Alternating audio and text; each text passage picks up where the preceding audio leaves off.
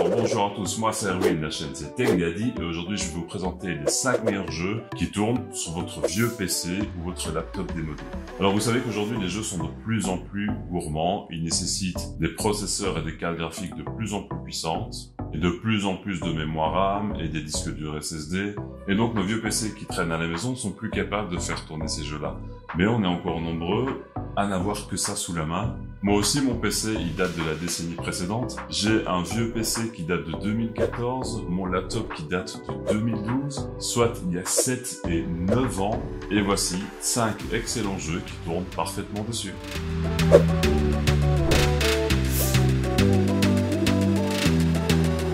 Alors tout d'abord Titanfall qui est sorti en 2014 et qui a une note métacritique de 86%, donc excellente.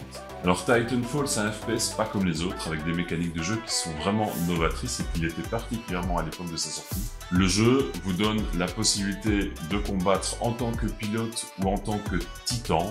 Alors un titan dans le contexte de ce jeu-là, c'est une espèce de grosse machine, une espèce d'énorme armure dans laquelle il y a un pilote. Donc c'est une espèce de bolide blindé qui vole et il faut jouer au jeu pour le comprendre. Et ça peut être très technique parce que vous avez deux types de personnages à maîtriser finalement. Vous avez le pilote et le titan en lui-même. Et en plus de son mode solo qui est déjà vachement bon, il a un mode multijoueur qui va vous permettre de jouer contre plein de monde avec une action qui est vraiment délirante, où ça bouge de tous les côtés.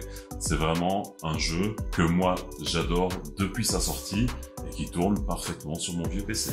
En quatrième position, The Wolf Among Us. C'est un jeu qui est sorti en 2013 et qui a 80% en note métacritique.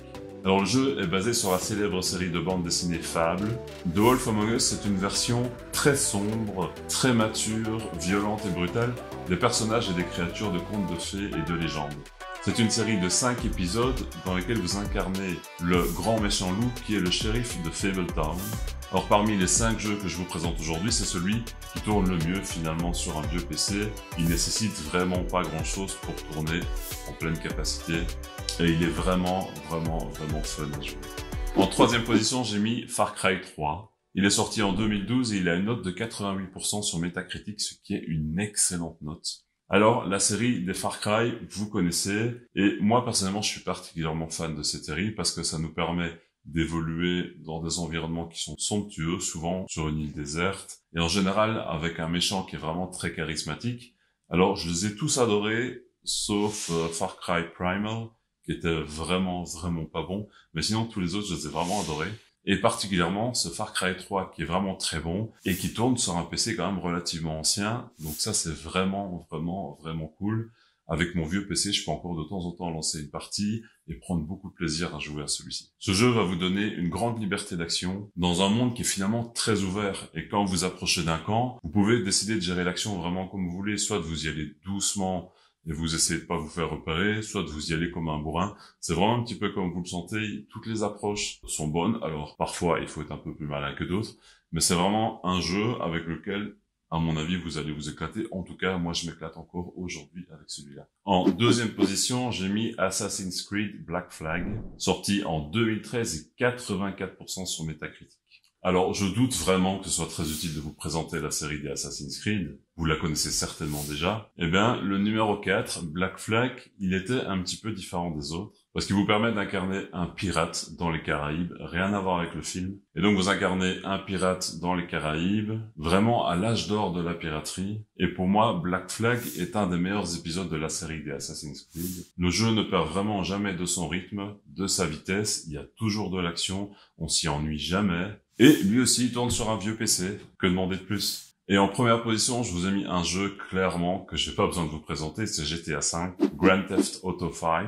Il est sorti en 2015 et il a une note de 96% sur Metacritic, ou 96% comme on dit nous en Belgique. Ce 5e épisode de la franchise des GTA se situe à Los Santos, qui est un espèce de Los Angeles fictif, dans lequel le crime a vraiment une place prépondérante. Alors, vous allez incarner 3 criminels, dont j'ai oublié le nom, je m'en excuse, et vous allez les jouer tour à tour, et ils ont vraiment chacun une personnalité et un vécu qui sont très différents. Et vous allez devoir les lancer dans des coups et des braquages et des trucs vraiment criminels, de plus en plus audacieux et de plus en plus dangereux et de plus en plus fous. Alors, au début du jeu, je vous avoue que ça devient un petit peu répétitif, mais au fil que vous évoluez dans l'aventure, ça devient vraiment canon. Et vous allez vraiment avoir beaucoup d'actions dans GTA V. Entre des vols de voitures, des courses-poursuites, des braquages de banques et des missions farfelues et toujours illégales, vous allez faire dans un jeu finalement tout ce qu'on n'a jamais la possibilité de faire dans la vie réelle. Et heureusement finalement, que demande le peuple? Ça sert à ça aussi les jeux vidéo, ça sert à s'évader et ça sert à sortir de sa zone de confort. Et je trouve vraiment ce jeu vraiment très chouette, mais bon, évidemment, je vais pas vous présenter GTA V, vous le connaissez déjà tous. Alors, en conclusion de cette vidéo, je veux dire que je vous ai déjà fait une vidéo qui vous présentait les 4 cartes graphiques petit budget qui, selon moi, sont les meilleurs rapports qualité-prix du marché et qui vont vous permettre d'avoir une meilleure expérience de jeu sur la plupart des jeux actuels. Mais surtout, j'ai une vidéo qui arrive où je vous présente un PC complet, donc une liste de composants qui va vous permettre de vous créer un PC pour moins de 700 € et qui est capable de jouer à tout ce qui existe aujourd'hui. Donc c'est une des prochaines vidéos. Abonnez-vous pour ne pas louper cette vidéo. Et évidemment, toutes les autres que j'essaye de vous faire régulièrement. Abonnez-vous, mettez un like, cliquez sur la cloche et bonne semaine tech à tous.